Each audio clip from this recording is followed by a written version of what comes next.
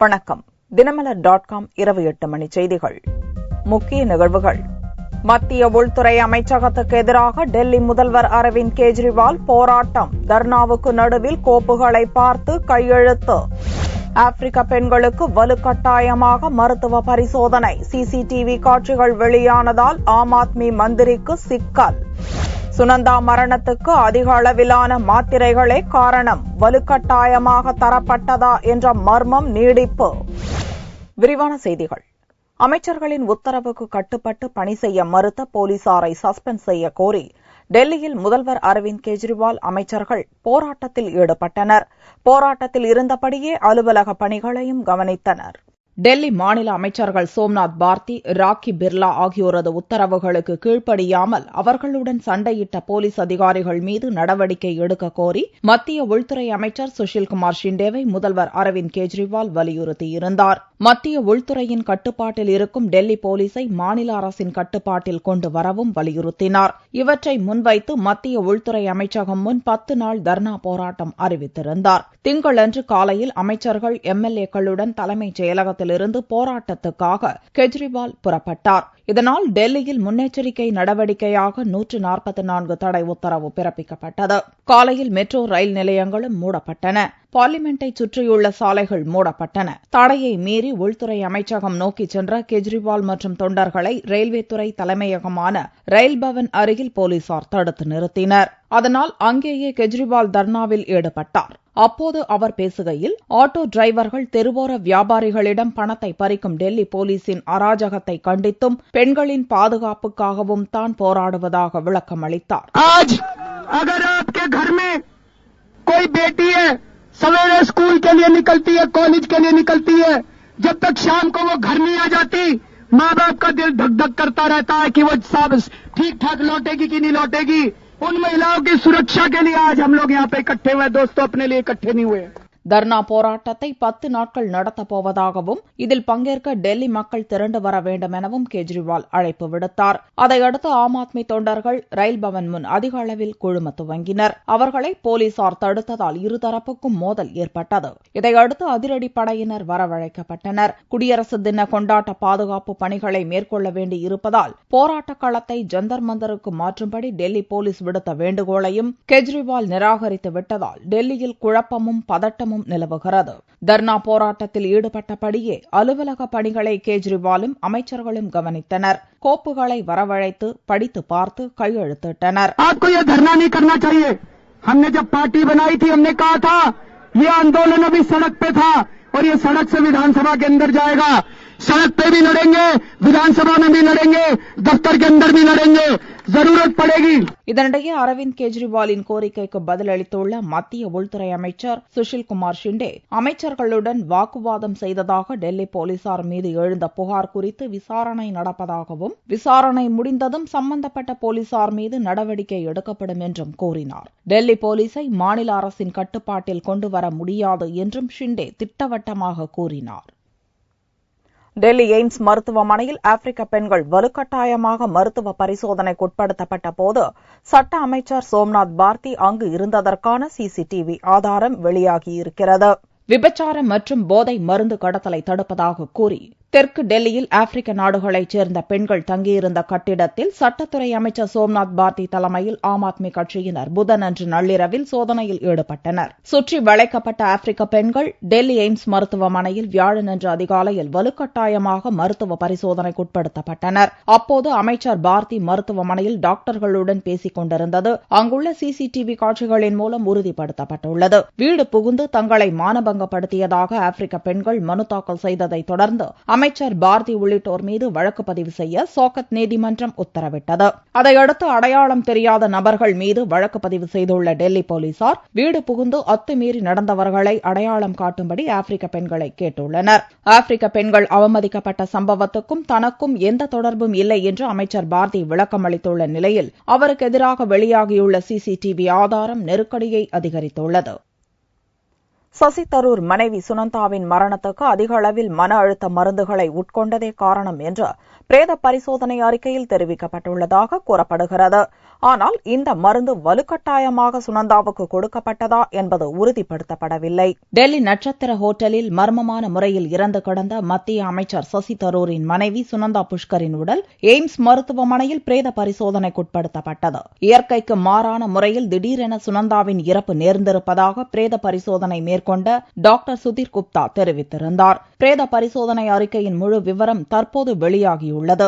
உடல் உபாதைகளுக்காக அளவுக்கு அதிகமான மருந்துகளை உட்கொண்டதால் சுனந்தா இறந்திருக்கலாம் என்று பிரேத பரிசோதனை அறிக்கையில் கூறப்பட்டுள்ளது. அதே நேரத்தில் இறந்தபோது சுனந்தா மது அருந்தவில்லை என்றும் அறிக்கையில் கூறப்பட்டுள்ளதாக தெரிகிறது. சுனந்தாவுக்கு திருமணமாகி 3 ஆண்டுகள் மட்டுமே ஆவதால் அவரது சாவு குறித்து விசாரித்து வரும் வசந்த் விகார் துணை கலெக்டர் அலோக் சர்மா சசி தரூரிடம் ஞாயிறன்று விசாரணை மேற்கொண்டார். பாகிஸ்தானிய பெண் நிருபர் மெஹர் தராருடனான தொடர்பு குறித்தும் துணை கலெக்டர் விசாரித்ததாக கூறப்படுகிறது. பிரேத பரிசோதனை அறிக்கை விவரங்கள் குறித்து மருத்துவர்களுடன் கலந்தாலோசிக்க உள்ள துணை கலெக்டர் மீண்டும் சசி தரூரிடம் விசாரிக்கக்கூடும் என்றும் டெல்லி வட்டாரங்கள் கூறுகின்றன. அளவுக்கு அதிகமான மருந்து மாத்திரைகளால் தான் சுனந்தா இறந்திருக்கக்கூடும் என்று பிரேத பரிசோதனை அறிக்கையில் கூறப்பட்டுள்ள நிலையில் அது தற்செயலாக நடந்ததா அல்லது வலுக்கட்டாயமாக கொடுக்கப்பட்டதா என்பது குறித்தும் விசாரணை நடத்த துணை கலெக்டர் மற்றும் போலீஸ் முடிவு செய்திருப்பதாகவும் கூறப்படுகிறது.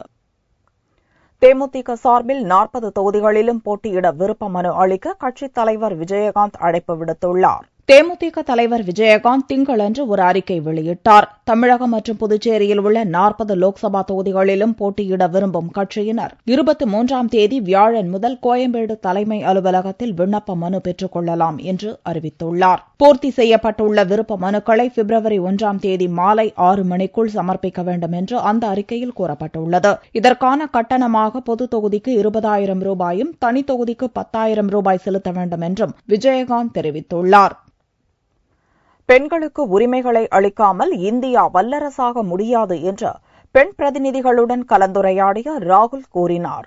காங்கிரஸ் துணைத் தலைவர் ராகுல் அக்கட்சியின் லோக்சபா தேர்தல் பிரச்சார குழு தலைவராகவும் நியமிக்கப்பட்டுள்ளார். அதையடுத்து காங்கிரஸ் தேர்தல் அறிக்கையை தயாரிக்க சமூகத்தின் அனைத்து பிரிவினரையும் சந்திக்கப் போவதாக ராகுல் அறிவித்தார். அதன்படி முதலாவதாக மகளிர் பிரதிநிதிகளுடன் மத்திய பிரதேச தலைநகர் போபாலில் ராகுல் கலந்துரையாடினார். நாடு முழுவதிலும் இருந்து வந்திருந்த 250க்கும் மேற்பட்ட பெண்களுடன் பேசிய ராகுல் ஒவ்வொரு பெண்ணும் இந்நாட்டின் சொத்து என்று புகழ்ந்தார். பெண்களுக்கு யாரும் பாதுகாப்பு அளிக்க வேண்டிய அவசியமில்லை என்றும் கூறிய ராகுல் போதுமான உரிமைகளை பெண்களுக்கு அளித்தால் போதும், அவர்கள் சாதிப்பதை யாராலும் தடுக்க முடியாது என்றார். பெண்களுக்கு உரிய உரிமைகளை சுதந்திரத்தை அளிக்காமல் இந்தியாவால் ஒருபோதும் வல்லரசாக முடியாது என்று கூறிய ராகுல் பெண்களுக்கு எந்தெந்த விதங்களில் உரிமைகளை அளிக்கலாம் என்ற கருத்துக்களையும் பெண் பிரதிநிதிகளிடம் கேட்டறிந்தார். தான் குழந்தையாக இருந்தபோது தங்களது வீட்டில் தந்தை ராஜீவ், சித்தப்பா சஞ்சய் இருந்தபோதும் வீட்டின் தலைவராக பாட்டி இந்திராதான் இருந்தார் என்றும் பெண் பிரதிநிதிகளிடம் பெருமிதத்துடன் கூறிய ராகுல் அதனால் ஆணும் பெண்ணும் சமம் என்ற கொள்கையில் சிறுவயதிலிருந்தே தான் நம்பிக்கை கொண்டிருந்ததாகவும் தெரிவித்தார். காதல் திருமண ஒப்புதல் சட்டம், மதுவிலக்கு, மீனவர் பிரச்சினைக்கு தீர்வு என்பது உள்ளிட்ட 9 தீர்மானங்கள் ராமதாஸ் தலைமையிலான அனைத்து சமுதாய பேரியக்க கூட்டத்தில் நிறைவேற்றப்பட்டுள்ளன. பாமக நிறுவன தலைவர் ராமதாஸ் தலைமையில் சென்னையில் அனைத்து சமுதாய பேரியக்க மாநில கலந்தாய்வு கூட்டம் நடந்தது. 21 வயதிற்கு குறைவான இளம்பெண்களின் காதல் திருமணத்திற்கு பெற்றோர் சம்மதத்தை கட்டாயமாக்கல், வன்கொடுமை தடுப்புச் சட்டத்தில் திருத்தம், மது விலக்கு, மீனவர் பிரச்சினைக்கு தீர்வு என்பன உள்ளிட்ட 9 தீர்மானங்கள் இக்கூட்டத்தில் நிறைவேற்றப்பட்டன. இது ஜாதிவெறி கூட்டம் அல்ல என்றும் அனைத்து சமுதாய பிரச்சினைகளை பேசி தீர்க்கும் கூட்டம் என்று ராமதாஸ் கூறினார். 21 வயதுக்குள்ள ஒரு பட்டம் வாங்க முடியும் ஒரு பொண்ணு, ஒரு மெச்சூரிட்டி வரும். அதாவது அந்த ஹார்மோன் டீனேஜ் என்பது இந்த ஹார்மோனல் இம்பேலன்ஸ் சொல்லுவாங்க, ஹார்மோனல் கோளாறு வரும். அந்த டீனேஜ்ன்றது ரொம்ப மோசமான பருவம். பொதுவாக ஆண்களுக்கு சரி பெண்களுக்கு சரி அந்த 13 to 19 அது மோசமான பருவம். அதுல மெச்சூரிட்டி இருக்காது. நாம 21க்கு மேல கல்லூரி, பிஎஸ்சி, எம்காம் அல்லது பெரிய பெரிய படிப்பு, ஹையர் எஜுகேஷன் எல்லாம் முடிச்சு வேலைக்கு ஒரு வேலையும் தேடிட்டு அதன் பிறகு காதல் அது இதுன்னு ஏதாவது அங்க போய் வேலை செய்யற இடத்துல அல்லது அது மாதிரி ஏதாவது வந்ததுன்னு நாங்க அது வேண்டாம்னு சொல்லல. இக்கூட்டத்தில் தலித் அமைப்புகளை தவிர பிற சமுதாயத்தைச் சேர்ந்த பிரதிநிதிகள் கலந்து கொண்டனர். ஆசிரியர் தகுதி தேர்வில் தேர்ச்சி அடைந்துள்ள 29,000 ஆசிரியர்களின் சான்றிதழ் சரிபார்ப்பு பணி திங்களன்று துவங்கியுள்ளது. தமிழக ஆசிரியர் தேர்வு வாரியத்தின் தகுதி தேர்வு கடந்த ஆகஸ்ட் 17, 18ஆம் தேதிகளில் நடத்தப்பட்டு நவம்பர் 5ஆம் தேதி முடிவுகள் வெளியாயின. இத்தேர்வில் தேர்ச்சி அடைந்த 29,528 ஆசிரியர்களுக்கான சான்றிதழ் சரிபார்க்கும் பணி திங்களன்று துவங்கியது. தமிழகம் முழுவதும் 30 மையங்கள் அமைக்கப்பட்டு வரும் 28ஆம் தேதி வரை சான்றிதழ் சரிபார்க்கும் பணி நடக்கும் என்று பள்ளிக் கல்வித்துறை அறிவித்துள்ளது.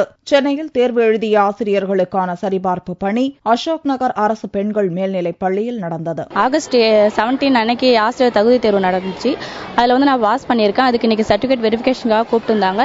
எனக்கு வெரிஃபிகேஷன் முடிஞ்சிச்சு. ஃபார்மேட்லாம் ஈஸியாக தான் இருந்தது. எலிஜிபிள் அப்படின்னு சொல்லிட்டு சர்டிஃபிகேட் வாங்கி வச்சிருக்காங்க. வெயிட் பண்ண சொல்லியிருக்காங்க. சான்றிதழ் சரிபார்ப்பு பணிகள் நிறைவடைந்த பின்னர் இடைநிலை மற்றும் பட்டதாரி ஆசிரியர்கள் தேர்வு செய்யப்பட உள்ளனர். ஆஸ்திரேலிய சிறையில் வாழ்நாள் கைதிகளாக அடைக்கப்பட்டுள்ள 46 தமிழர்களை விடுவிக்க கோரி மாணவர்கள் கூட்டமைப்பினர் அந்நாட்டு துணை தூதரிடம் மனு அளித்துள்ளனர். அகதிகளாக வரும் இலங்கை தமிழர்களுக்கு ஆதரவு கரம் நீட்டி பல்வேறு வசதிகளை செய்து தந்த ஆஸ்திரேலிய அரசு சமீப காலமாக பாதுகாப்பு சட்டத்தை இயற்றி கடுமையாக நடந்து வருகிறது. அகதிகளாக வந்த 46 இலங்கை தமிழர்களை வாழ்நாள் சிறையில் அடைத்துள்ளது. அவர்களை உடனடியாக விடுவிக்க கோரி பல்வேறு தமிழ் அமைப்பினர் மாணவர் கூட்டமைப்பு சார்பில் சென்னை ராயப்பேட்டையில் உள்ள ஆஸ்திரேலிய துணை தூதரிடம் திங்களன்று மனு தரப்பட்டது. துணை தூதர் உரிய நடவடிக்கை எடுப்பதாக கூறியதாக தெரிவித்த மாணவர் கூட்டமைப்பினர் புலம்பெயர்ந்த தமிழோருக்கான தனி அமைப்பை தமிழக அரசு உருவாக்க வேண்டும் என்று கேட்டுக் கொண்டனர். ஆஸ்திரேலிய அரசாங்கத்தால் வாழ்நாள் சிறை கைதிகளாக பிடித்து வைக்கப்பட்டிருக்கும் 46 அப்பாவி தமிழர்களை விடுதலை செய்ய கோரி இன்று சென்னையில் இருக்கும் ஆஸ்திரேலிய துணை தூதரிடம் மனு கொடுப்பதற்காக மாணவர்கள் மற்றும் பிற தமிழ் இயக்கங்கள் சார்பாக இங்கு வந்திருக்கிறோம். அவர் எங்கள் கோரிக்கையை ஏற்றுக்கொண்டு மேலும் இது குறித்து நடவடிக்கை எடுப்பதாக உறுதியளித்திருக்கிறார். இந்திய அரசாங்கத்துக்கு புலம்பெயர்ந்த தமிழர்களுக்காக ஒரு அமைப்பு இருக்கு, கோபியோன் இருக்கு. இந்தியாவுடைய மினிஸ்ட்ரியில ஒரு சென்ட்ரல் மினிஸ்ட்ரியில ஒரு அமைப்பு இருக்கு. எங்களுடைய கோரிக்கை என்னவா இருக்குன்னா, தமிழக மினிஸ்ட்ரியில ஒரு புலம்பெயர்ந்த தமிழர்களுக்கான ஒரு அமைச்சரகத்தை உருவாக்கணும்ன்றதுதான் எங்களுடைய முக்கியமான கோரிக்கையா இருக்கு. ஜெர்மன், பிரான்ஸ், இங்கிலாந்து போல் அல்லாமல் அகதிகளை புறக்கணிக்கும் கடுமையான சட்டங்களை ஆஸ்திரேலிய அரசு மறுபரிசீலனை செய்ய வேண்டும் என்றும் மாணவர் அமைப்பினர் கேட்டுக் கொண்டனர். சென்னை மெரினா கடற்கரையில் குடியரசு தின விழா அணிவகுப்பு மற்றும் கலை நிகழ்ச்சிக்கான முதற்கட்ட ஒத்திகை நடந்துள்ளது. தமிழகத்தில் வரும் ஜனவரி 26ஆம் தேதி குடியரசு தினத்தை முன்னிட்டு சென்னை மெரினா கடற்கரை காந்தி சிலை அருகே முப்படைகளின் அணிவகுப்பு மற்றும் கலாச்சார நிகழ்ச்சிகள் நடைபெறுவது வழக்கம். அதற்கான முதற்கட்ட ஒத்திகை நிகழ்ச்சி திங்களன்று காலை கடும் பனிப்பொழிவிலும் மெரினா கடற்கரையில் நடந்தது. பள்ளி, கல்லூரி மாணவர்களின் கலை நிகழ்ச்சிகளும் முப்படைகளின் அணிவகுப்பு நிகழ்ச்சிகளும் காண்போரை கவரும் வண்ணம் அமைந்திருந்தது.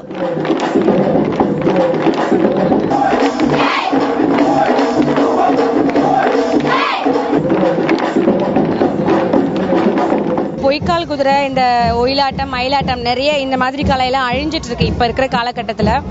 அதனால என்னோட ஆம்பிஷன் இப்போ வளர்ற ஒரு யூத்துக்கு இந்த மாதிரி ஒரு கலையை எடுத்து சொல்லணும். பிளஸ் அவங்களுக்கு நான் கத்துக்கிட்ட கலை என்னோட போகாம என்னோட ஸ்டூடெண்ட்ஸ் இவங்க எல்லாருமே அதை ப்ரொமோட் பண்றது தான் என்னோட லட்சியமே.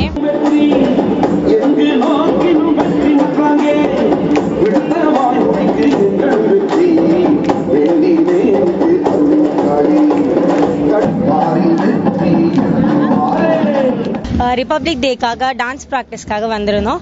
அதுக்கப்புறம் எங்கள் டான்ஸ் ப்ராக்டிஸ் முன்னாடி மார்ச் பாஸ்ட்லாம் நிறைய நடந்தது. ரொம்ப அழகாக பண்ணியிருந்தாங்க. அப்படியே எல்லாம் பார்க்கறதுக்கே ரொம்ப அழகாக இருந்தது. ஈவனாக கையெல்லாம் எடுத்துகிட்டு போயிட்டு செமையாக இருந்துச்சு பார்க்கவே. டான்ஸ்லாம் பார்க்கும்போது சாங் எல்லா ஸ்டைல் கலந்து எல்லாமே ஆல் தி ஸ்டைல்ஸ் என்னென்ன இந்தியாவில் என்னென்ன இருக்கோ அந்த எல்லா ஸ்டைல் கலந்த ஒரு சாங் இருந்துச்சு. ரொம்ப பிடிச்சிருந்தது அந்த சாங். ரொம்ப நல்லா இருக்கு.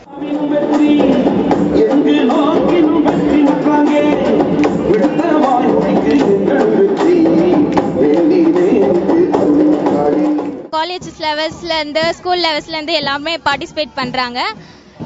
நாங்களும் குயின் மேரிஸ் காலேஜ்ல இருந்து பார்ட்டிசிபேட் பண்றோம்ன்றதுல ரொம்ப பெருமையா இருக்கு.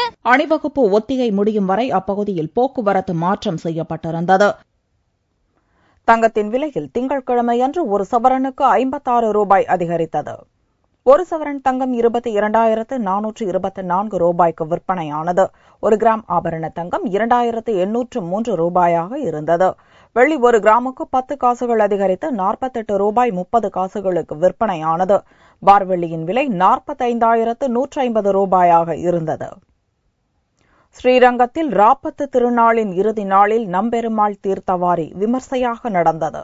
திருச்சி ஸ்ரீரங்கத்தில் வைகுண்ட ஏகாதசி விழா கடந்த 1ஆம் தேதி துவங்கி நடந்து வருகிறது.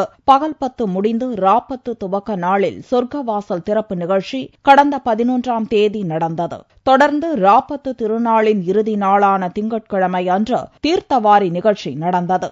இதை முன்னிட்டு நம்பெருமாள் மூலஸ்தானத்திலிருந்து தங்க பல்லக்கில் புறப்பட்டு பரமபதவாசல் வழியாக சந்திர புஷ்கரணி குளத்திற்கு வந்தடைந்தார். பின்னர் நம்பெருமாள் தீர்த்தவாரி கண்டருளினார். அதைத் தொடர்ந்து பக்தர்களும் புனித நீராடி சுவாமி தரிசனம் செய்தனர். இது பூலோக வைகுண்டனால எந்த பூஜைனாலும் மாசம் பூஜை கம்ப்ளீட் கலந்துக்கிறோம்.